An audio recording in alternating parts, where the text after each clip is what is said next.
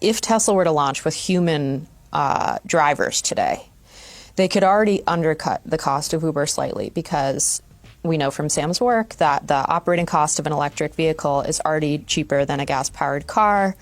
And, you know, Tesla has this nice verticalized structure that I think allow it a lot of advantages. So I think that because Tesla is this vertically integrated manufacturer, they're not in that Waymo position where they will have to necessarily partner. I'm not saying it's totally out of the question. I just think it's unlikely. We know from Sam's work that the operational cost of an electric vehicle is already lower than that of a gas-powered car. So if Tesla were to debut with human drivers today, they could already somewhat beat Uber's price. Additionally, I believe that Tesla has several benefits due to its attractive verticalized structure. Well, I believe that Tesla is not in the same situation as Waymo, where they will need to collaborate since they are a vertically integrated manufacturer. I don't think it's completely impossible, but I do think it's unlikely. It's not exactly Tesla's style, and I would be shocked. They tend to be more do-it-yourself. Version 13 of Tesla's full self-driving software was first made available to early testers and staff members.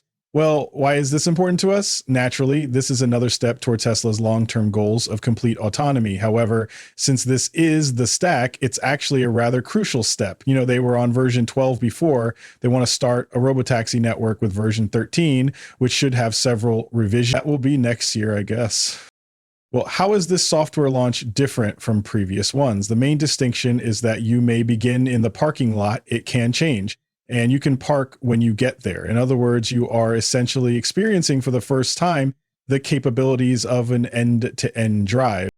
To be clear, Frost, if FSD isn't flawless at the moment, even if I don't have version 13, my automobile has eye tracking technology. You know, the overall message is that, well, there are still interventions. Well, okay, how are they able to launch when, you know, I still have to take over in these specific scenarios, or when it doesn't work in bad weather or something? Is something I believe people ask frequently. They'll probably debut with remote operators, which is the important point that isn't discussed enough, in my opinion. That's what Cruise did, and that's what Waymo does. Therefore, it only has to be excellent enough so that you may substitute this remote operator system when necessary. It doesn't need to be flawless at launch. As you might see, the more you do it, the more complicated and expensive it will be. Therefore, they most likely wish to shorten the period that the automobile is assisted by the remote human operators. There is more to Tesla's remarkable success than merely watching from the sidelines. With the most recent information on Tesla, stock price targets, innovation, and all things Elon Musk, Seeking Alpha is the one-stop shop for Tesla bulls and those with an eye for finding the next big thing in the stock market. Our channel may get a commission if a customer makes a purchase after clicking on the affiliate links in the description. Thus, during the Cybercab event, they introduced wireless charging. It appears to make sense for, I would argue, for the future magnitude of this service, because the automobile may be fully charged by driving over a pad without the assistance of a human. And they revealed like some, you know, if you look at the specifications of what they stated, it seems like it would be a fairly amazing experience for the robotaxi service. You probably won't be in the car when it happens. However, I believe they will first only make use of their current infrastructure. I anticipate that this will include people cleaning and charging the vehicle. Of course, why not assign part of that task to Optimus in the future? However, is it necessary for them to begin in a single city? Most likely not. Accordingly, they announced that they will be starting in California and Texas.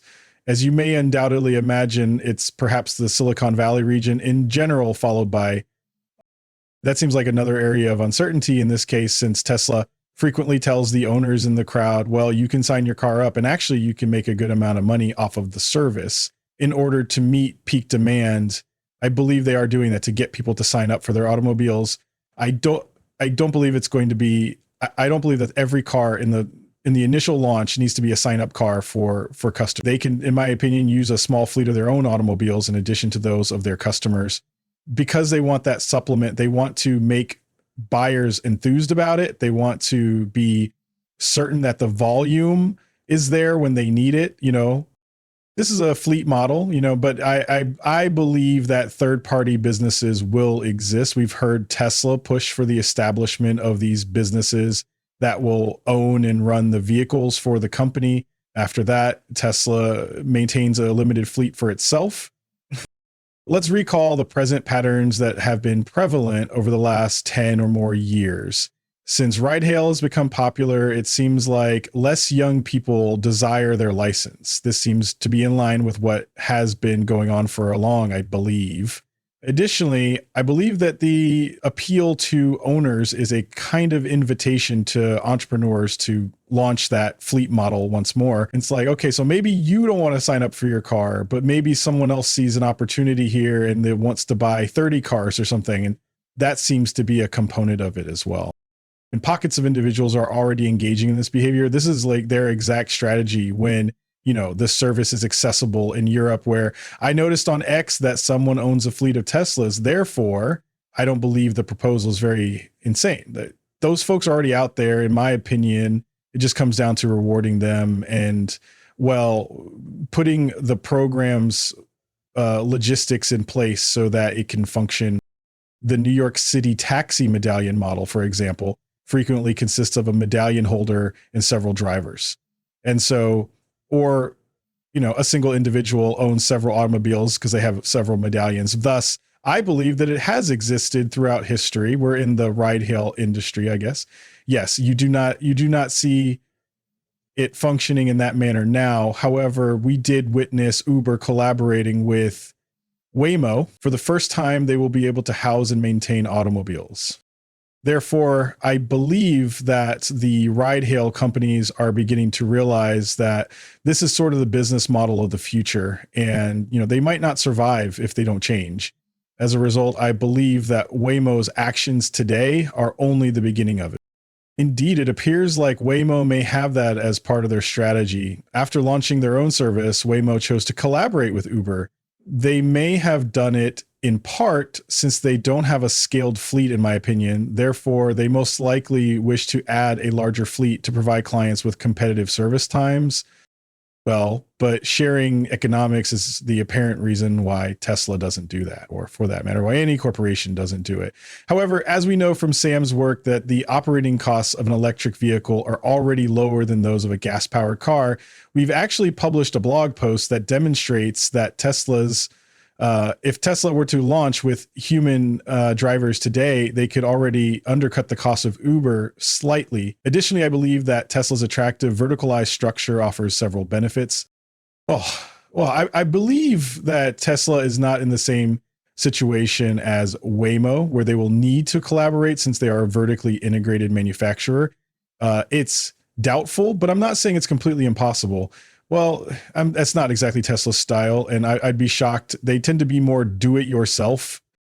Believe a few things. First of all, the market determines this. We understand that if you're an Asian customer, you may be used to these amazing apps. The user behavior there may then change. Isn't that right? As you may see, various marketplaces may have different considerations. However, I believe that because to our price cap, the US is actually the most significant market for ride hail services. In contrast, it may cost 30 cents per mile in China, which is almost $2, 0 cents here.